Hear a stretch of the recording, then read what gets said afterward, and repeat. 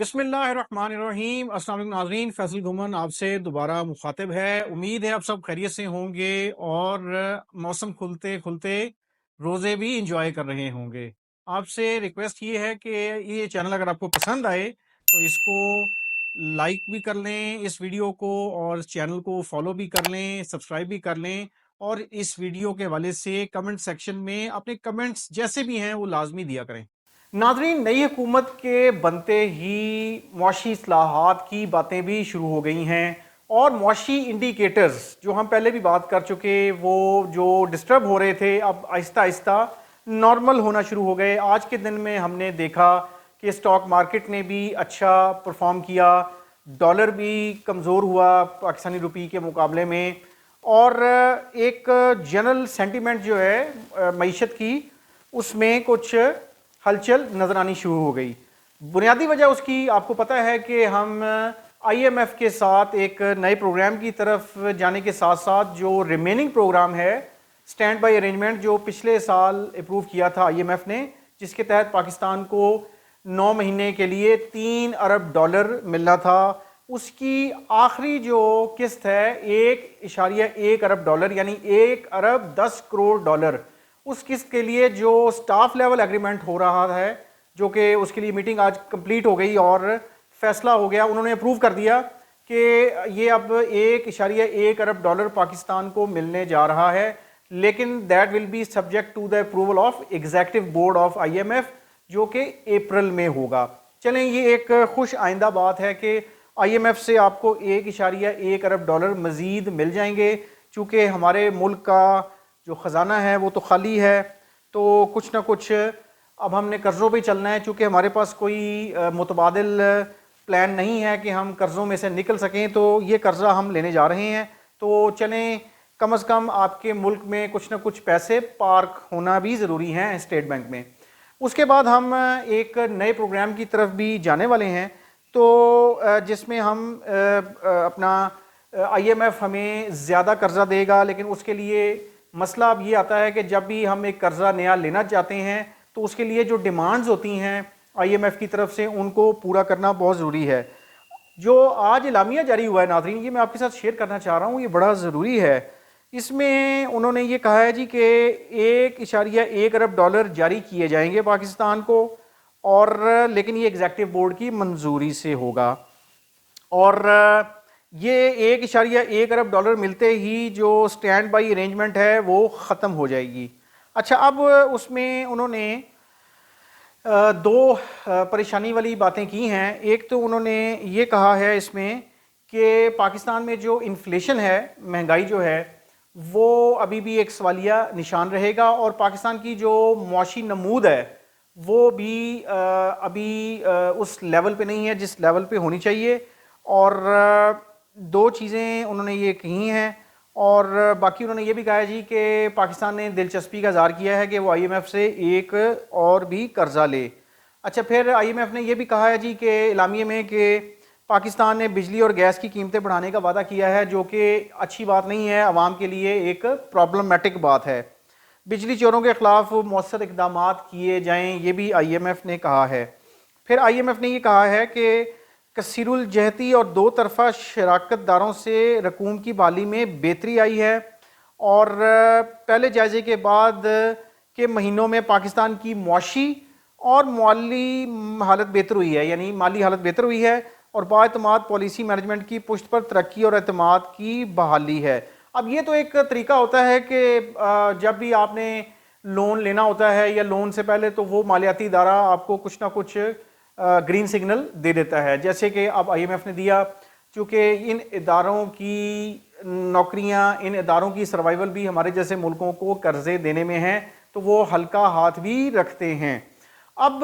नाजरीन, आज हमने दूसरी तरफ देखा कि प्राइम मिनिस्टर शहबाज शरीफ ने आज एक मुआशी इस्लाहात के वाले से एक मीटिंग की, जिसमें इंपॉर्टेंट सारे वज़ीर बैठे हुए थे, और वहाँ पे आज कुछ फ़ैसले ये भी हुए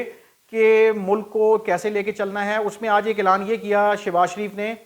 कि पाकिस्तान की मईशत को बेहतर करने के लिए मुशावरत का अमल इंटरनेशनल लेवल पे लेके जाया जाएगा, और उसमें बैनुल-अक़वामी जो एक्सपर्ट्स हैं, इंटरनेशनल एक्सपर्ट्स को शामिल किया जाएगा, और जितने स्टेक होल्डर्स हैं ان سب کو شامل کیا جائے گا، اور وہ جتنی بھی میٹنگز ہوں گی اس کو وہ خود ہیڈ کریں گے شہباز شریف۔ پھر دوسری بات یہ ہوئی جو عوام چاہتی ہے، میں نے آج سوشل میڈیا پہ ایک پوسٹ دیکھ رہا تھا، کسی نے فیس بک پہ یہ پوسٹ کی ہوئی تھی کہ آئی ایم ایف کو عوام کو نچوڑنے کے لیے تو ڈائریکشنز دینی آتی ہیں پاکستان گورنمنٹ کو، گیس کی بات ہو، بجلی کی بات ہو، وہ پیٹرول کی بات ہو، وہ ٹیکسیشن کی بات ہو، تو لیکن جو سرکار کے للے تللے ہیں، ریسورسز ہیں، جتنے ریاستی ادارے ہیں، محکمے ہیں، منسٹریز ہیں، ڈپارٹمنٹس ہیں، ان کے جو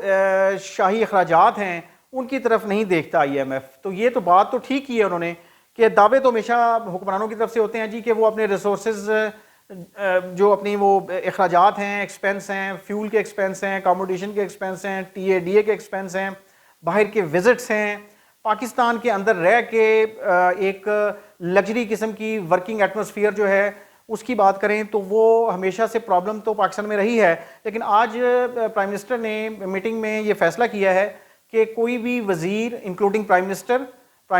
کی وہ نہیں لیں گے، اپنا سیلریز اور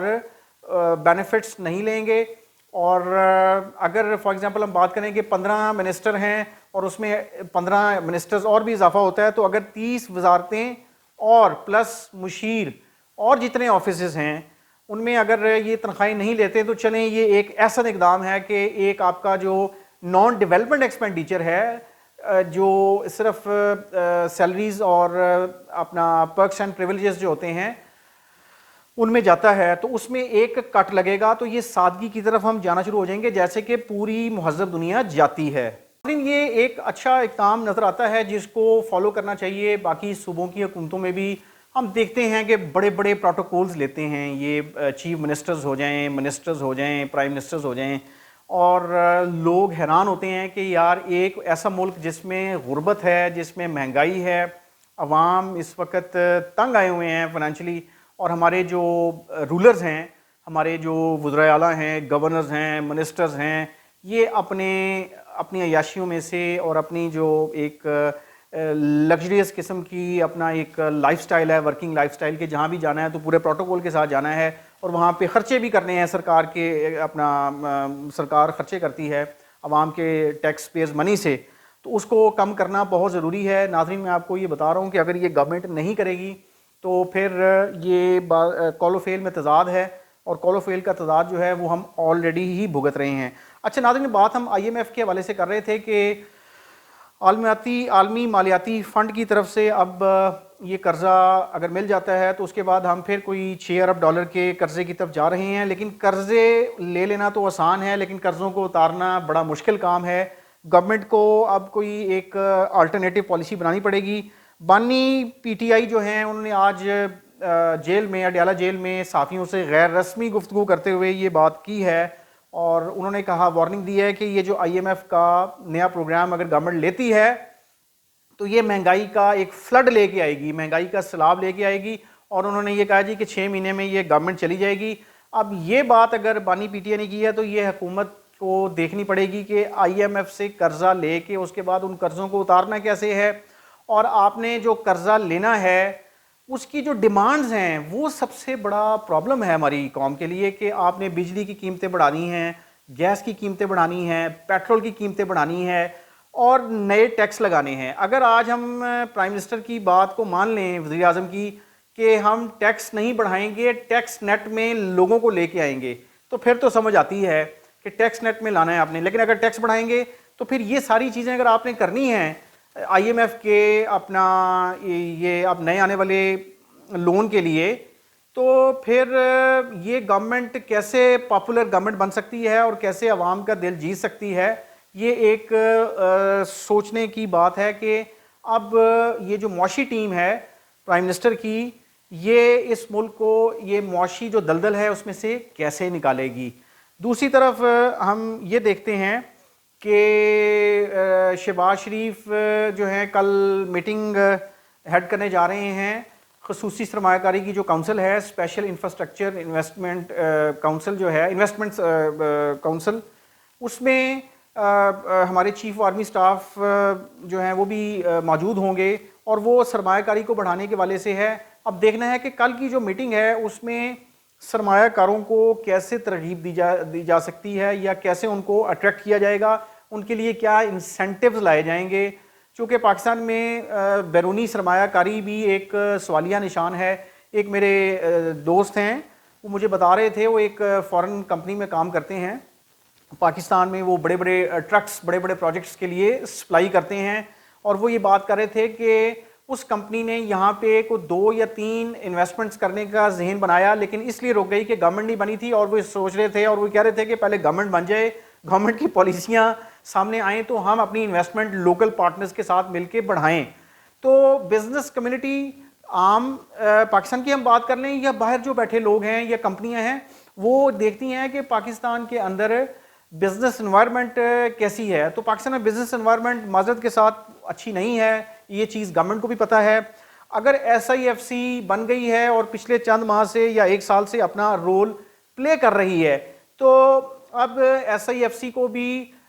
وہ پالیسیاں بنانی پڑیں گی اور امپلیمنٹ کروانی پڑیں گی کہ سرمایہ کار یہاں پہ اپنی انویسٹمنٹ لے کے آئیں. جس طرح ہمارے ہمسایہ ملکوں میں انویسٹمنٹس آ رہی ہیں، انڈیا کی بات کر لیں، آپ بنگلہ دیش کی بات کر لیں، آپ اور دیگر ملکوں کی بات کر لیں، تو ہمیں اب سرمایہ کاری کی ضرورت ہے. چونکہ پاکستان کے اندر اکنامک سٹیبلٹی ایک ابھی بھی بہت بڑا چیلنج ہے. اس کو کیسے نبردآزما ہوگی یہ گورنمنٹ، یہ آنے والا ٹائم بتائے گا. لیکن آج اگر ہم بات کر لیں، ملک میں جو مہنگائی ہے وہ ایک سب سے بڑا چیلنج ابھی بھی ہے. رمضان چل رہا ہے لیکن پرائسز کہیں پہ کم بھی ہوئی ہیں کچھ چیزوں کی، لیکن کچھ چیزوں کی قیمتیں ابھی بھی اسی طرح ہی آسمانوں کو ٹچ کر رہی ہیں. اور پرائس کا جو میکانزم ہے، پرائسز کو کنٹرول کرنے والا، قیمتوں کو چیزوں کی، اس کے اوپر ابھی بھی بہت زیادہ ایفرٹ کی ضرورت ہے. اور دوسرا، ہماری جو اکنامک گروتھ ہے وہ بھی اس لیول پہ ابھی نہیں ہے. مطلب 2.5% آپ نے اس وقت اکنامک گروتھ آپ کی چل رہی ہے، جس کو زیادہ کرنے کی بھی ضرورت ہے. اب دیکھنا یہ ہے کہ آئی ایم ایف کے قرضوں سے اس ملک کی معیشت کو حکومت بہتر کر پائے گی یا معیشت آپ کی اور ڈاؤن ہوگی. یہ اب آنے والے دن بتائیں گے. تھینک یو جی، اللہ حافظ.